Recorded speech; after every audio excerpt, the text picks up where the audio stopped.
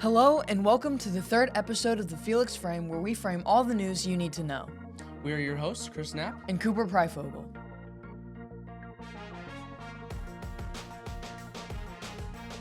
This is the third episode of the Felix Frame, and we hope you're enjoying it as much as we are. Let's get into the news. There will be no school on Monday, February 19th, due to President's Day. We hope you enjoy your day off thinking about your favorite presidents. Chris, what's your favorite president? Me personally, my favorite president is JFK. How about you, Cooper? My favorite president is Abraham Lincoln. Someone should put him on the handprint wall. Speaking of the handprint wall, for all of you senior artists out there, handprint wall designs are due March 8th, 2024. Email your design to, or drop designs off to B138. Don't forget, junior and senior prom is March 16th from 7 to 11 p.m. Tickets are $20 per person and $40 per couple. If you are a sophomore interested in being a prom server, see Mrs. Lundy in the Achieve Center for more details. On last week's episode, Peyton and Eli taught us about some important people in Black history and recognized Abraham Lincoln and Frederick Douglass for the important roles they played in history. For the rest of the month of February, we will be recognizing two important Black figures every week to celebrate Black history. This week, we will touch on two important Black women in American history, Harriet Tubman and Rosa Parks. On June 2, 1863, Harriet Tubman led a major military operation where she led 150 African-American Union soldiers who rescued more than 700 slaves, thus making her the first woman to lead a major military operation. In 1955, Rosa Parks rejected a bus driver's request to move to the back of the bus to sit in the colored rows. Her defiance sparked a successful boycott of buses in Montgomery a few days later. Both of the women did amazing things for their country and should always be honored for their sacrifices. And now, on to our next segment, Humans of Logansport, where we recognize some of the amazing people in our community. This week, we will take a look at Felix's barbershop and the man behind all of it, Vic Madrigal. My name is Victor Madrigal. I'm from Walton, Indiana, born and raised, and I own Off the Top Barbershop located in downtown Logansport, Indiana. Oh, man. Honestly, I'm 28 now. I started cutting hair when I was 12. It kind of just started off when my older brother started doing it, and just one day he had me come into the bathroom and get his little neck hairs.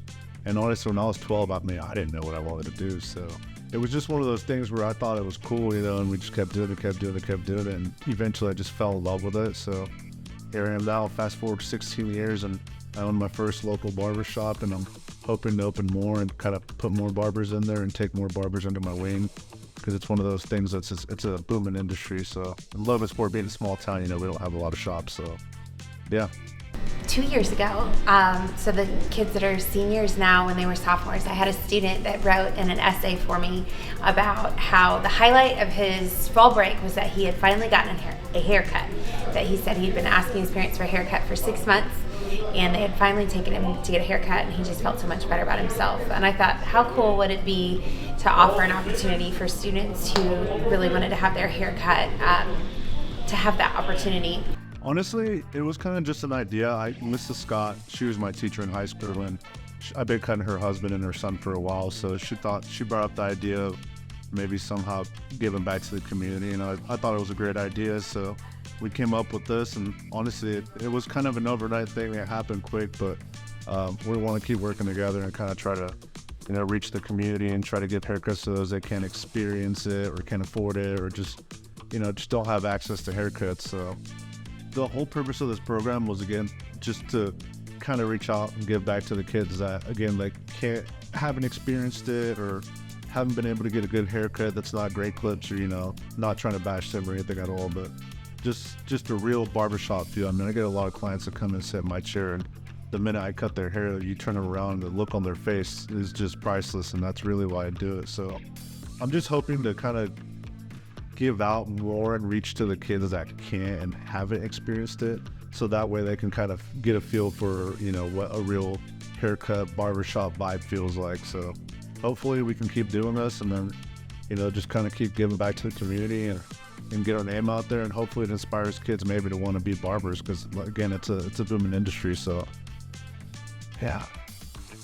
Now, on to our next topic. Saturday Night Logansport is coming up on February 24th. Take a look at this exclusive interview with the student directors of SNL. My name is Peyton Mucker. I am a senior at LHS, and I'm one of the directors of SNL 2024. Hello, I'm Finley Gay, and I'm a senior. Hello, I'm Sam Foltz, senior here at Logansport High School. Hi, I'm Eli Balt. I'm one of the 4 directors of this year's SNL. What is SNL? SNL is our school's comedy sketch night. It's entirely student directed and comprised of students where basically in a 2-month process we write, record, edit, and block skits on stage and video for the community. What is your favorite part about directing? My favorite part about directing is creating nothing to everything. Seeing the process of all of your work go from its stages as a baby to eventually becoming this full fleshed out idea, and then showing it off to an audience of like probably 400 people. It's definitely very rewarding, especially to hear the laughs like from something that you've written. It's a very rewarding feeling. What does an SNL practice look like? Well, SNL practices usually consist of just showing up, either blocking a scene, which is when you get your stage movement all down, or just running scenes. Maybe there's editing. Sometimes you'll play games just so that you can get a little bit used to being on stage if you've never done it before. But for the most part, usually it's just coming together, getting everything where it needs to be, and then you just start rehearsing it for the show. What goes into getting SNL ready to be performed? A lot of getting people to be where they need to be. Like, if people aren't there, it gets really hard because you can't really do anything. If no one's there, you can't film, you can't rehearse the skits. All right, so last thing, can you really dramatically beg for people to come to SNL? Yeah. Please come to SNL. Come to SNL. Please, please. I'm begging you. Please come to SNL. Please do it. Do it. Do it for yourself. Do it for us. Do it. Come to SNL. Come to SNL. Come to SNL. Come to SNL. Was that good? Yes. Thanks for joining us on this week's episode of The Felix Frame. Come back next week to see Peyton Mucker and Eli Bolt back at it again. This has been The Felix Frame, where we frame the news you need to know.